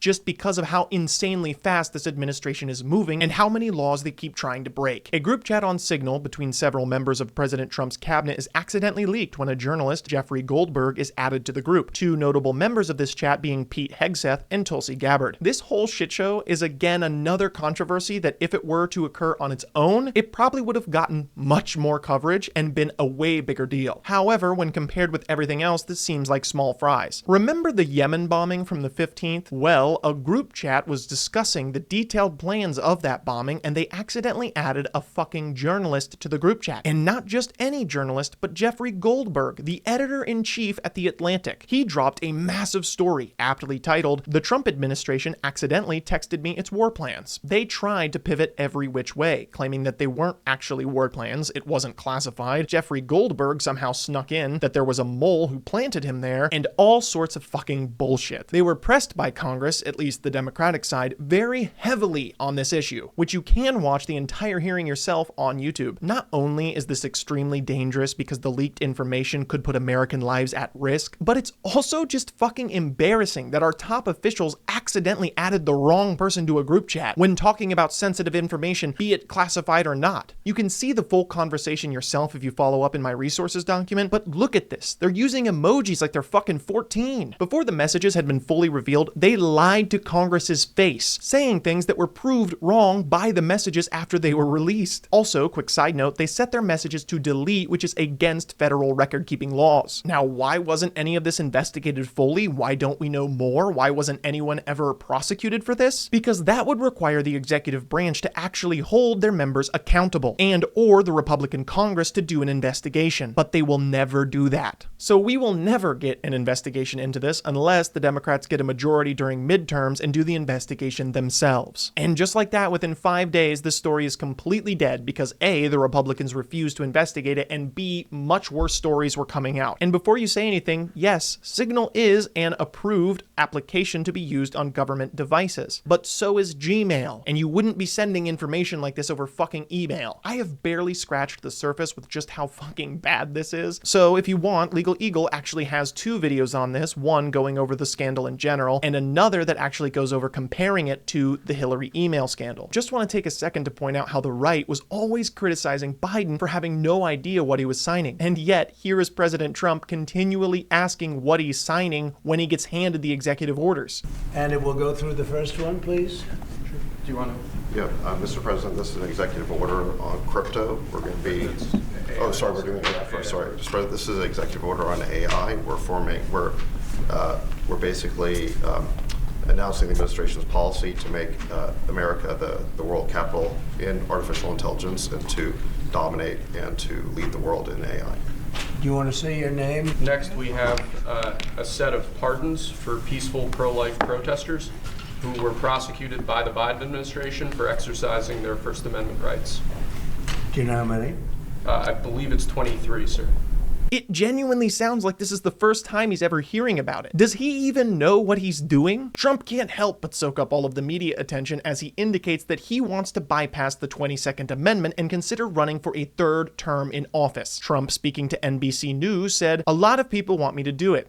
When pressed further, he specifically stated, "I'm not joking." No. Just fucking no. He has said so many times at this point that he's considering running for a 3rd term that it's not a fucking joke. I'm so fucking tired of being gaslit by the entirety of MAGA telling me, "He's just trolling the libs, bro, quit crying." We said his tariffs would be bad. He told us his tariffs would be bad. The defense for this was saying it's a negotiation tactic to just get a better deal. And yet he has repeatedly used them to get us into trade wars, ending up with us having a much worse deal than when we started. Not to mention straining the relationship with our closest allies. We said he would deport more than just illegal immigrants. He told us he would deport more than just criminals. The defense for this was that we were over-exaggerating. We were being crybaby libs. Yet here he is deporting planefuls of people with no criminal record. People who have legal permanent resident status and are here on student visas. And we haven't even gotten to Abrego Garcia. We said he would be authoritarian, a threat to democracy, and destroy our Constitution. He told us he would be a dictator on day 1. The defense again was we were just being dramatic. We were overreacting. And yet here we are with him signing the most executive orders in presidential history, with half of them being blocked in court and ruled as unconstitutional. So why the fuck would I listen to people telling me now that he's joking about running for a 3rd term? I think we have established a very clear pattern of behavior with Donald Trump. And at this point, many media outlets are writing articles about just how vastly different the 2nd time around is for Trump's presidency. Some professional advice: the next time someone tells you that democracy is on the ballot, don't vote for the convicted felon. This is when Kilmar Abrego Garcia's case really breaks through to national headlines, as it's made abundantly clear there is no excuse for Abrego Garcia's wrongful deportation from the United States. The Trump administration admits Kilmar Abrego Garcia's deportation was an administrative error. This tiny little admission is what ignites the story into a full-blown national scandal, because it becomes very clear that the administration is purposefully dodging questions, stringing the courts along, and has no intention of bringing Garcia back to the United States. I'm not going to go over everything in this video, but I'm going to try to get as much detail as I can. Any additional information you want will be located in my sources document. There will be links to sources that go into much greater detail than I am able to here. I did make a brief video about this individually on my channel already, but I'm going to recap what makes this case so terrifying here as well. The argument the Trump administration is making is that he was unquestionably found to be part of MS-13 in a court of law, and simply didn't file the paperwork correctly, so that's the only mistake they've made. Only the big issue is that this would have never happened had they just given him the due process that he is guaranteed by the Constitution. Furthermore, this unquestionable case they are referring to was riddled with very questionable evidence. The evidence used to support Abrego Garcia's involvement with MS-13 was that he was displaying traits associated with gang culture. This was referring to his tattoos, none of which have been actually connected with MS-13, his clothing, wearing Chicago Bulls merch that an officer claimed was MS-13 affiliated because it's black and red, and information from a source. That anonymous source claimed that the chapter Abrego Garcia belonged to was located in New York. The only problem was that Abrego Garcia had never lived in New York. It's important to note that Abrego Garcia had no criminal record in the US or El Salvador. He was not charged with any crimes for this incident and still has a clean criminal record to this day. The police department that arrested him has said that they have had no further interactions with him after the 2019 stop. Not only was the evidence itself extremely shaky, Ivan Menendez, the detective investigating Abrego Garcia, was suspended from the PGPD following this incident for misconduct in office and was terminated in December of 2022. He accepted the department's proposal of his termination after pleading guilty to misconduct. This misconduct was helping a sex worker that he had relations with avoid getting prosecuted. The court case was so egregious it put him on a do not call list for officers so mistrusted by prosecutors that he would not be called again as witness in court. After his arrest in 2019, he was then handed over to Immigration and Customs Enforcement, or ICE, where more inconsistencies begin to pop up as their paperwork claimed that he was initially arrested for connections to a murder investigation, which contradicts the incident report, which claimed that he was arrested for loitering outside of a Home Depot. At no point does he ever admit to being part of MS-13 nor being involved in this mysterious murder case. The Trump administration tried poisoning the well for this story by posting on the official whitehouse.gov website showing the protective orders Abrego Garcia's wife took out against him in 2019 to 2021. However, no charges were ever filed for domestic abuse. Only one of the protective orders she actually followed through with, which she rescinded after only 8 days of it being granted. Furthermore, she has made public statements after all of this went public that they didn't have any problems after seeking counseling, that Garcia was traumatized from his 7 months in ICE detention, and the stress of caring for their children with barely enough to get by. She said, quote, "We closed that chapter. We were mature enough to look for help. You can have your moral judgments about his character as much as you want. I won't defend him if you think this is unforgivable. But none of this matters at all to the problem that the Trump administration violated an order preventing him from being deported." What court order, I hear you ask? When Abrego Garcia was detained by ICE, he applied for asylum after his request for bail was refused, citing fear of gang persecution if he were to be deported back to El Salvador since his family was constantly harassed while living there. A judge denied this request not because he shouldn't be granted asylum, but because legally you must request asylum within a year of arriving in the United States. Abrego Garcia had also applied for withholding of removal status, which the immigration judge, David M. Jones, did grant. In these proceedings, the judge specifically barred Abrego Garcia from ever being deported to El Salvador. Why is this distinction between asylum and withholding of removal important? It's because while withholding of removal is very similar to asylum, the standard of evidence is actually higher. Also, those granted withholding of removal status are allowed to legally live and work in the United States indefinitely. ICE did not appeal the judge's ruling and released Abrego Garcia from custody. The U.S. Department of Homeland Security then granted him a work permit, and he has checked in with ICE every year since this ruling as the law requires. The best part about all of this is that the case happened in 2019, which, quick history check, Donald Trump was president. That was during Trump's first term. If Trump had the legal authority, they had all this evidence, and he was a dangerous criminal, why the fuck didn't they deport him in 2019? Spoiler alert, it's because they couldn't. It was illegal. Fast forward to present day, and Abrego Garcia is still rotting in CCOT, El Salvadorian terrorist prison, with no due process and no effort from the administration to get him back home. What's worse is that they continue to double down and make zero concessions about doing anything wrong. We will be revisiting this case as it develops later on, but I just want to end on this note. I am not someone who frivolously compares things to Nazi Germany. I acknowledge that America is not committing war crimes on the scale of the Holocaust, not even close. With that being being said, do you know how the National Holocaust Museum differentiates between a concentration camp and our prison system? Persons are placed in such camps without the benefit of either indictment or fair trial.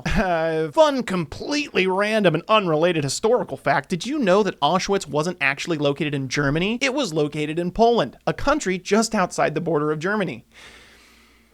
We have two massive stories in the same week. Oh my God, we finally made it to Liberation Day. It's here. It's here. Finally, he can reverse Biden's terrible economy and bring America back from the brink of total collapse. We will have a new golden age of prosperity. Trump unleashes his massive global reciprocal tariff policy. And oh boy, there is a lot to unpack here. So not only were these tariffs wildly outside even the most aggressive estimates of literally everyone, but they single-handedly caused the largest drop in the market since, get this, COVID-19. Not even getting into the actual numbers themselves, which we will, don't worry. This deliberate act from the president was only rivaled by a global pandemic that brought the entire economy crashing to a halt. Which, by the way, we still are recovering from. This high inflation that's been so problematic is leftovers from COVID. Let that sink in. The economic drop from COVID was the last time the markets looked as bad as they did post-tariff announcement. Also just want to mention that they sneakily placed the tariff announcement right after the markets closed. It got so bad that even Fox News didn't want to put the Dow tracker on their news coverage because every time Trump opened his mouth, it would just drop lower. Okay, enough memeing. Let's get to the actual numbers. First of all, the base tariff on every country is at minimum 10%. This is ridiculous for so many reasons, but most of all, we are benefiting from a lot of these countries. Why tariff the countries that are already doing what we want them to? What incentive do countries have to cooperate with us if we just tariff them no matter what? Oh, I almost forgot, we didn't actually place tariffs on everyone. Russia and North Korea were exempt from the tariffs. And before you ask, yes, we do still trade with them. Of course it's relatively small, but like, seriously?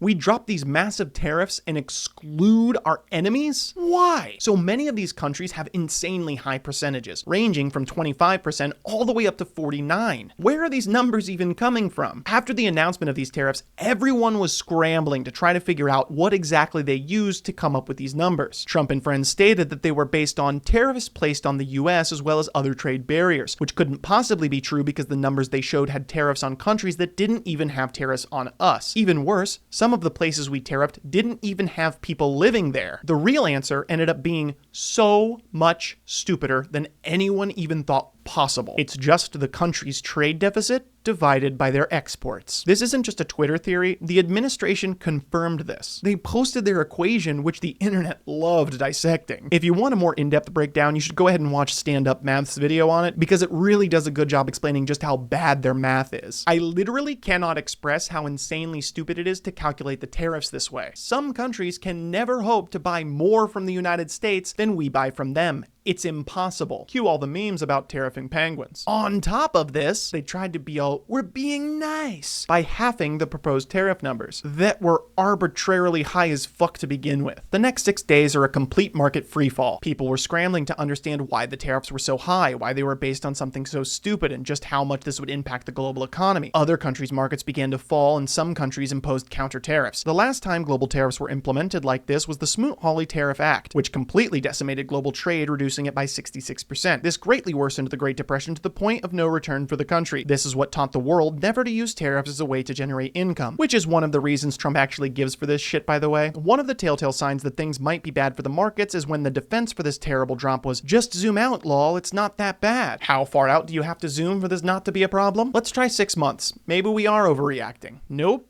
That still looks pretty fucking bad. Okay, maybe a year. Holy shit, you're telling me in 6 days we wiped out nearly 1 year of market growth from the deliberate financial policy of the president, no less. Turns out when they said zoom out, you have to look at a 5-year graph for it to even look small, which is unironically what some of the political pundits did on their shows to show it wasn't a big deal. What makes this so funny is that it's basically saying, hey, if you compare this historic 6-day drop in the market that Trump actually caused himself to the constant prolonged growth of Biden Biden's entire presidency, where he had to recover from the last time this happened because of a global pandemic, it doesn't look that bad. I guess Biden's economy wasn't that fucking bad, was it? The messaging on this was so wild, back and forth, and contradictory, no one knew what was going on. You had people and Trump himself saying that he would never back down from these tariffs. You had some people saying that all of them were up for negotiation. Some people still said they were going to establish fair global trade. You had others saying this was all going to bring back manufacturing. And these aren't just cherry-picked online arguments from different people. All of these came from the administration. They looked like they were running around like a chicken with its head cut off. They eventually somehow settled on the worst position out of all of these, which was all of the above. No,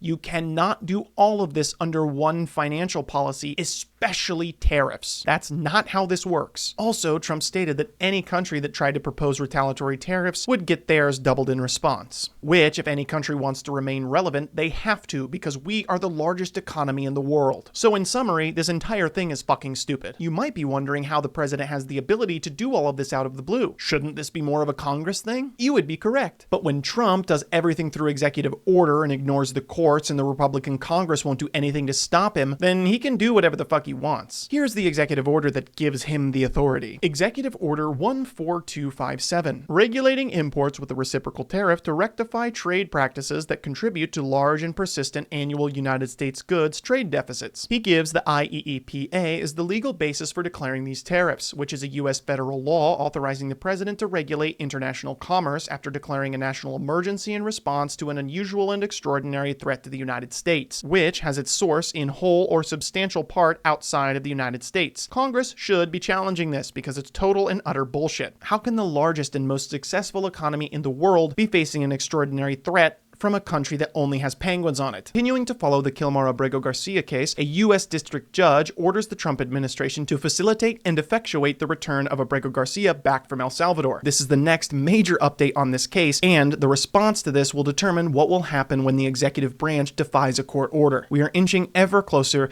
to a full constitutional crisis. In other cruel news, the Trump administration ends a key grant program that helps communities prepare for disasters. The Building Resilient Infrastructure in Communities program, which was created under FEMA, was ended by the administration in a news release. The Federal Emergency Management Agency said, the BRIC, I'm assuming BRIC? The BRIC program? The BRIC program was yet another example of a wasteful and ineffective FEMA program. It was more concerned with political agendas than helping Americans affected by natural disasters. There's only one small problem with this explanation. If this is true, Trump only has himself to blame, as it was created under his first administration. Why dismantle it? Because Biden touched it during his administration, so to Trump, his new toy is broken and he doesn't want to play with it anymore. Large protests against the Trump administration finally get the attention they deserve, as turnout for this one is massive. The hands-off protest received lots of coverage from the media, as the estimated turnout was somewhere between 3 to 5 million nationwide. This total rivaled previous record-breaking protests like the Women's March of 2017. I actually went to one of these close to my hometown and made a whole video interviewing people talking about their experience and thoughts on such a large turnout, even in the rural towns of Ohio. Continuing to monitor the falling markets, the defense for the tariffs continue to not make any sense. So even people like Ben Shapiro start to call out the insanity of these tariffs. You know it's really, really bad when people within the conservative media start to question things. Pam Bondi lands in some hot water as she states the president will probably leave after his term, again stroking the fears that he's not planning on leaving after his second term is over. Just a reminder that Trump is actually taking this seriously, especially considering when the person who's supposed to be the mouthpiece of this administration and talks with the media constantly doesn't deny the possibility of a third term. The IRS agrees to share immigrants' data with ICE. I'm sorry, but I thought a major problem was how illegal immigrants don't pay taxes. So with this information, you have to admit that undocumented immigrants either provide more benefit to society than citizens because they pay taxes without getting the benefits of being a full citizen, literal taxation without representation, by the way, or if you want to double down and say that undocumented immigrants aren't paying taxes at all, ICE is looking to deport documented immigrants as well. Something weird starts to happen with bond yields, signaling a potential disastrous situation with the US debt. We have a lot of debt, but that's okay because people want to buy our debt since our economy is so good and we are the world's reserve currency. Realistically, we've been able to ignore it and push it down the road because our economy has always just been the best. But it's a valid concern because at some point that might change and we will have to start turning it around or really bad shit happens. However, in response to the global trade war, the leading theory, which isn't confirmed since we won't know until the other countries publicly release their records, is that other countries who own a vast majority of the US debt started listing US Treasury bonds for sale. This is very bad for the United States because that would mean we no longer set the price. If other countries actually did this and sold them in high quantities, it would completely destroy the United States economy, like cause us to default on our debt level of bad. If the rumors are to be believed, and I want to stress rumors here, it was actually Canada that set this up in a fucking badass move, but again, this is all speculative, and we will likely find out after this video is published what really happened to the bond yields. And with that, another day comes to a close without an end to the Russian invasion of Ukraine. We finally get a reprieve from the tariffs as Trump announces a 90-day pause, almost certainly because of the scary situation with the bond yields, but still keeps really high tariffs on China. The Trump administration backs off the insanely high tariffs, pausing rates exceeding 10%, even though he repeatedly said that he wouldn't be backing down. This pause does not extend to China, which has been going back and forth with Trump, and by the end of the day today, it reaches 125%, meaning you will have to pay over double to import goods from China. This will certainly, 100% for sure, cause many businesses to go under. Full stop. The only companies that could possibly afford this are mega corporations. If you want some more on-the-ground coverage and more in detail about the economics of these tariffs, you should go ahead and check out Gamers Nexus's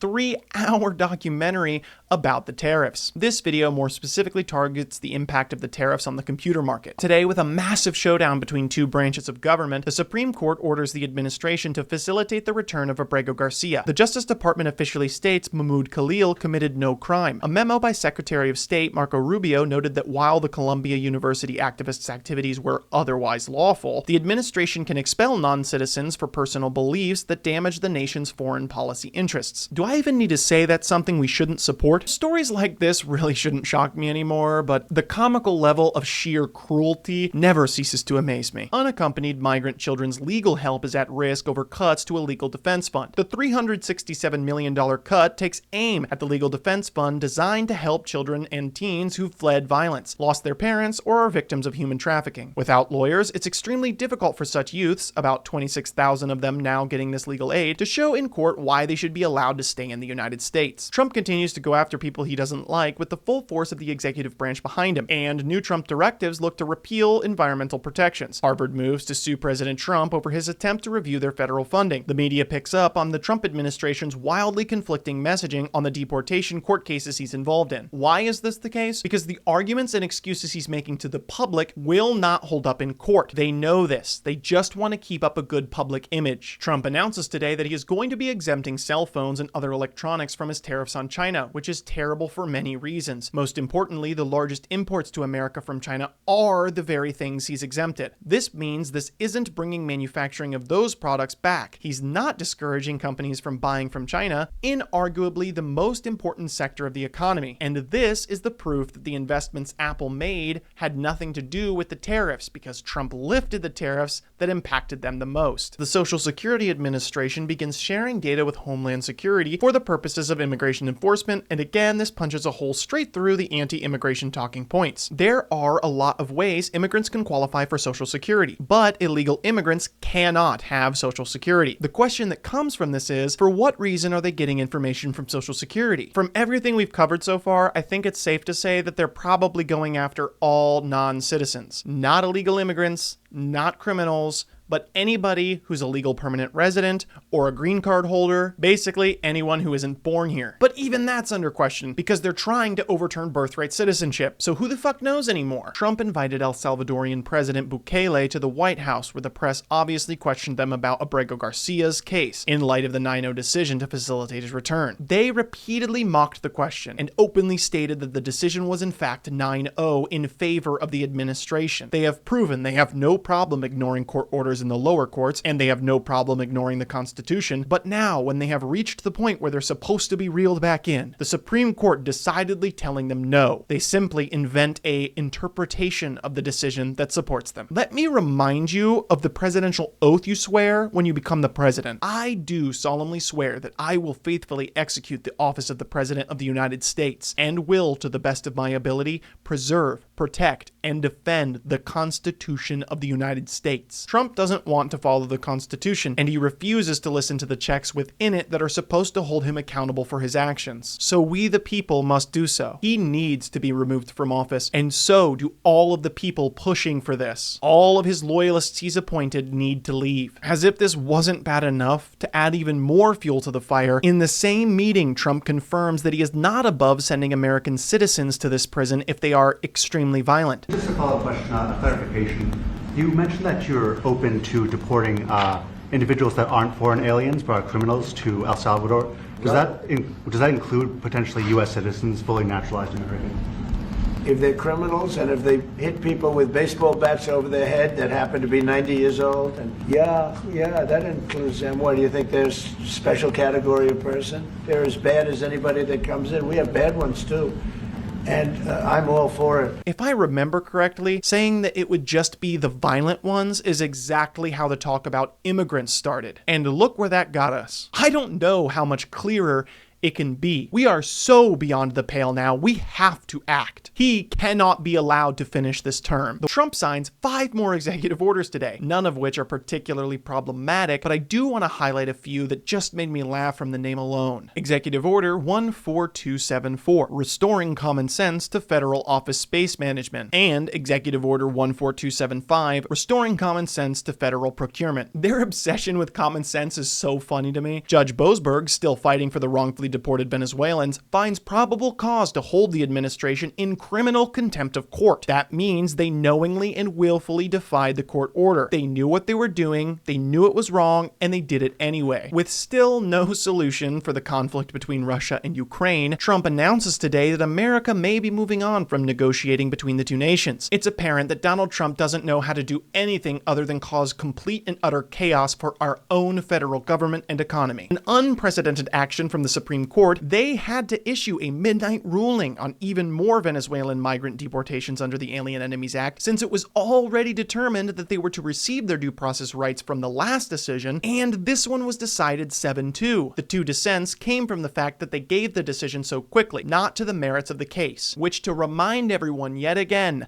they wouldn't have to do this if Trump just followed the fucking law, and actually listened to their decisions from the previous cases. Today marks yet another massive nationwide protest, pulling in millions of people nationwide. Being on the day before Easter, lots of people were able to attend. It's becoming more clear that the majority of the nation is rejecting the president's agenda. It's very important to realize that while yes, Trump got the popular vote, it was a plurality, not a majority of the country. He does not have a mandate from the people despite his claims to the contrary. We made it to Easter, and just as a quick aside, I would like to compare and contrast the messages given from our politicians during this season. This is a national holiday of renewal, of rebirth, and for the Christian Americans, it's for the resurrection of Jesus Christ. It symbolizes victory over death, good triumphing evil. Here are some public statements from our elected officials. Kamala Harris wrote, "On Easter Sunday, we celebrate joy, hope, and our faith in renewal, even through the darkest times. To all those celebrating today, our family wishes you a happy Easter." Joe Biden posted, "We wish everyone celebrating today a peaceful and joyful Easter." Pete Buttigieg posted, "Happy Easter to all who are celebrating today. This season of renewal invites us all to believe in the triumph of light over darkness, life over death, love over hate." I hope you're ready for this, because on Easter, I wasn't. Donald Trump says, "Happy Easter to all, including the radical left lunatics who are fighting and scheming so hard to bring murderers, drug lords, dangerous prisoners, and the mentally insane, and well-known MS-13 gang members and wife beaters back into our country. Happy Easter also to the weak and ineffective judges and law enforcement officials who are allowing the sinister attack on our nation to continue. An attack so violent that it will never be forgotten. Sleepy Joe Biden purposefully allowed millions of criminals to enter our country, totally unvetted and unchecked, through an open borders policy that will go down in history as the single most calamitous act ever perpetuated upon America. He was by far our worst and most incompetent president, a man who has absolutely no idea what he was doing. But to him, and to the person that ran and manipulated that auto pen, perhaps our real president, and to all the people who cheated in the 2020 presidential election in order to get this highly destructive moron elected, I wish you, with great love, sincerity, and affection, a very happy Easter. Okay, but who do you think are the actual lunatics here? What even is that message? Today comes the proof that ignoring the Signalgate controversy and not holding a single person accountable for it was a massive failure of the Trump administration. A second Signal chat leak has hit mainstream media, this time with Pete Hegseth's own family members allegedly being included. When confronted about this, he had quite the blowout. A few leakers get fired and suddenly a bunch of hit pieces come out from the same media that peddled the Russia hoax. Won't give back their Pulitzers. They got Pulitzers for a bunch of lies. Pulitzers for a bunch of lies. And on hoaxes, time and time and time again. And as they peddle those lies, no one ever calls them on it. See, this is what the media does. They take anonymous sources from disgruntled former employees, and then they try to slash and burn people and ruin their reputations. Not gonna work with me. And anonymous smears from disgruntled former employees on old news. This is why we're fighting the fake news media. This is why we're fighting slash and burn Democrats. This is why we're fighting hoaxsters. This group, no, this group right here, full of hoaxsters that peddle anonymous sources from leakers with axes to grind, and then you put it all together as if it's some news story. And when we know it, we know exactly what it is. Don't know about you, but that screams extremely guilty. Harvard releases a banger of a statement with the announcement that they're going to file a lawsuit against the Trump administration over the withholding of their federal funding. Here's an excerpt from that statement. Today, we stand for the values that have made American higher education a beacon for the world. We stand for the truth that colleges and universities across the country can embrace and honor their legal obligations and best fulfill their essential role in society without improper government intrusion. That is how we achieve academic excellence, safeguard open inquiry and freedom of speech, and conduct pioneering research, and how we advance the boundless exploration that propels our nation and its people into a better future. I wish I was smart enough to get into an Ivy League school. A Harvard professor gives America a grim assessment of the danger our democracy faces under a Trump presidency. He even goes as far to say, we no longer are living in a democratic regime. If you think that's too dramatic, let's do a quick recap. Donald Trump has attempted to overrule Congress's Article 1 power of the purse, has greatly expanded executive power well beyond what Article 2 allows, ignored the court's responsibilities outlined in Article 3, as well as ignored the precedent established in Marbury versus Madison, violated the First Amendment via repeatedly attacking the press and universities, violated the Fourth and Fifth Amendments through his deportation campaign, violated the Sixth Amendment via his attacks against law firms, tried to overrule the 14th Amendment by executive order alone, challenged the 22nd Amendment by claiming he's going to run for a third term, and finally has repeatedly told the public that the judicial branch doing its job trying to enforce our Constitution are the ones actually doing something wrong. Had enough yet?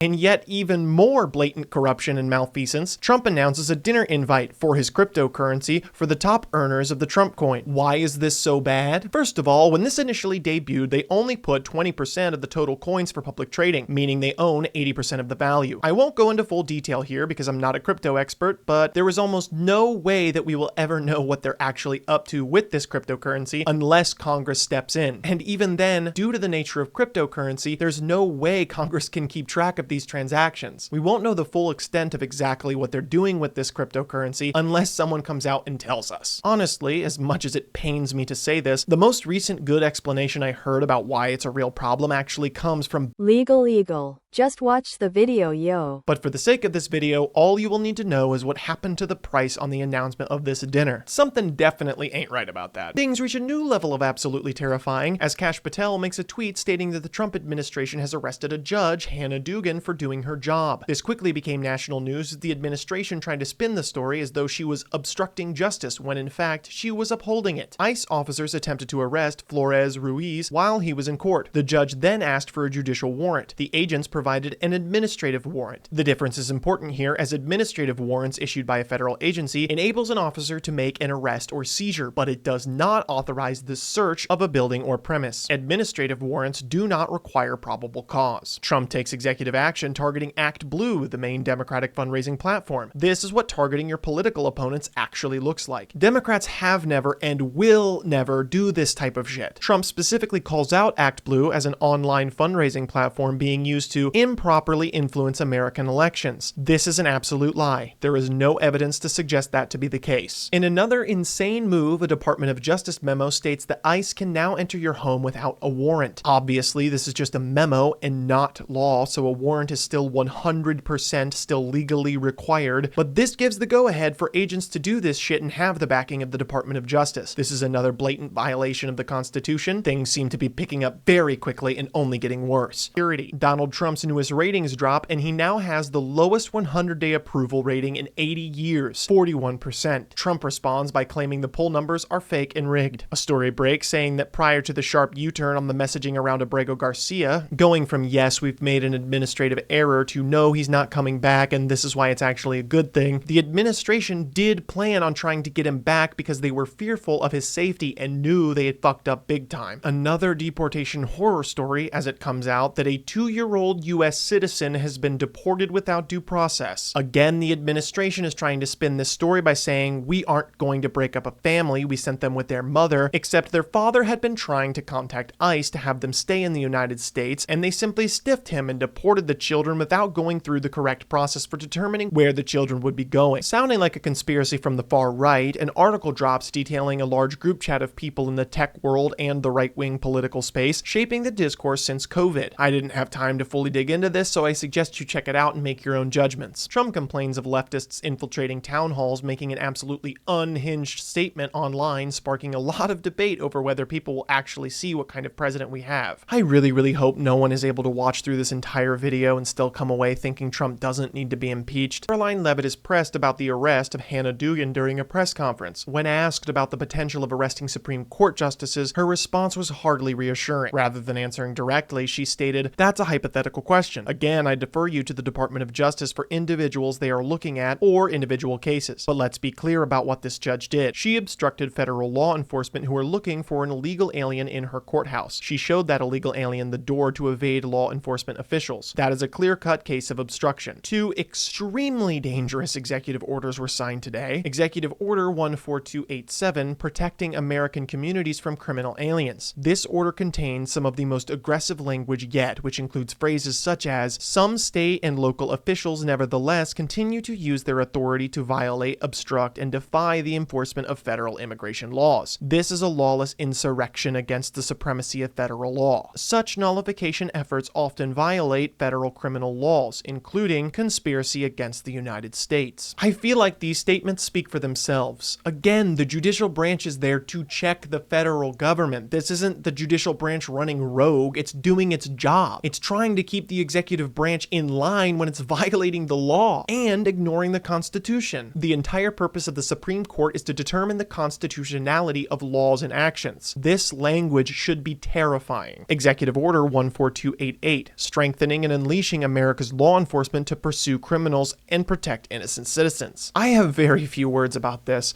If this doesn't scare you, I don't know what would. This isn't America. We don't militarize our police. Imagine what this would look like if Democrats did this to try to enforce COVID mandates. This is the kind of thing the right was pretending the left was doing during COVID. Now that Trump is actually doing it, they're cheering it on. Donald Trump, responding to the continuing reports that his approval rating is sinking quickly, says that he wants to investigate the polling data.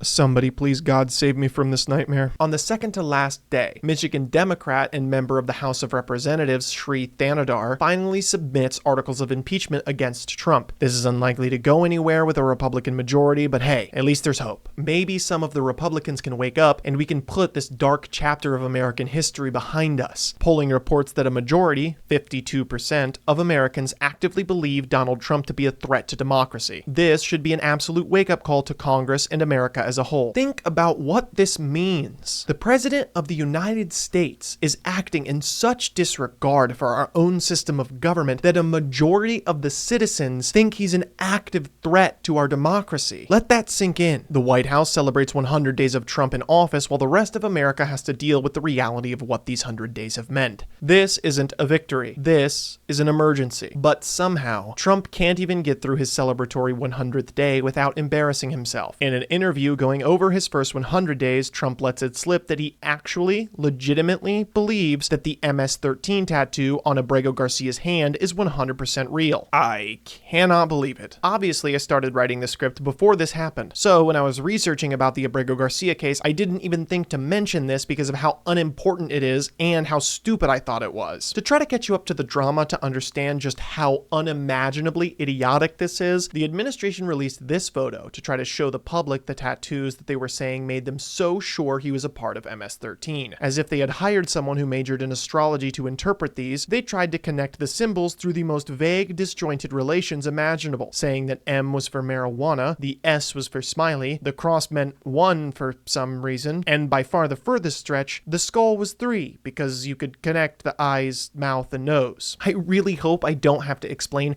why that explanation is so stupid. There was some drama and debate online as to whether or not the administration actually thought that the letters MS-13 were tattooed onto his hand. Even I thought the people on the left who were genuinely suggesting that the administration thought that the MS-13 was actually tattooed on his hand were being ridiculous. Just like that, we have made it through 100 days of Donald Trump. I said at the beginning of this video that it was not an I told you so, and I mean that. Now is a chance for America to heal. I know things look scary, and I know things are uncertain, but let me try to offer you a vision of pride that all Americans can share, something that we really can rally behind and inspire us to feel united once more. People who are upset and off-put by the idea of Pride Months often ask the question, why don't we have a white Pride Month? Instead of me trying to woke scold you and explain why that's a bad question, let me instead try to offer you an alternative source of pride. We are being offered an opportunity to add our names to the long list of Americans who stood up against tyranny, who fought back against fascism, authoritarianism, and men whose oath was only to themselves. America should be the nation where just by setting foot on our soil, you become protected by the strongest legal system in the world. We truly are a nation of laws. Being American isn't something you are granted by heritage. It's a declaration, an oath you take to the Constitution, to liberty, to justice, and to the ideals that our founding fathers revolted against their time's global superpower to protect. It seems to have been reserved to the people of this country, by their conduct and example, to decide the important question, whether societies of men are really capable or not of establishing good government from reflection and choice, or whether they are forever destined to depend for their political constitutions on accident and force. This was the question facing the framers of our Constitution, and every day we have the opportunity to give our answer. It is a living question. We answer it with every election, every court decision, every trial, every law passed by Congress, and every citizen we stand next to when protesting against the President of the United States. I know my answer. Do you? As always, thank you for your time.